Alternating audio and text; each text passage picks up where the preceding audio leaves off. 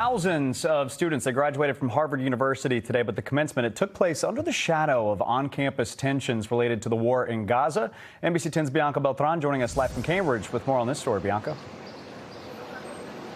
And as we look around here in Cambridge, we still see several Harvard graduates and their families celebrating their accomplishment here today. But when they arrived this morning, they were met with protests both outside and inside of Harvard Yard. Congratulations.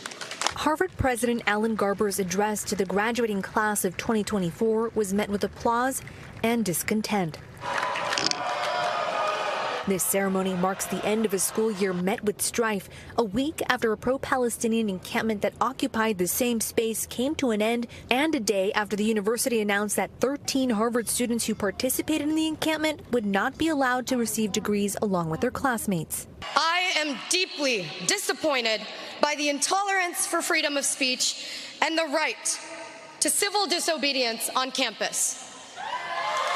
Student speaker Shuthri Kumar recognized the students and staff who spoke up against the unprecedented sanctions. This is about civil rights and upholding democratic principles. Harvard PhD student Deborah Thompson-Shalshalet was among demonstrators outside of Harvard Yard. I think it's shameful to disrupt commencement in order to pursue a person's, one's own political ideology. I think the students who worked very hard to get into Harvard and to, graduate today deserved a peaceful ceremony celebrating them and their achievements.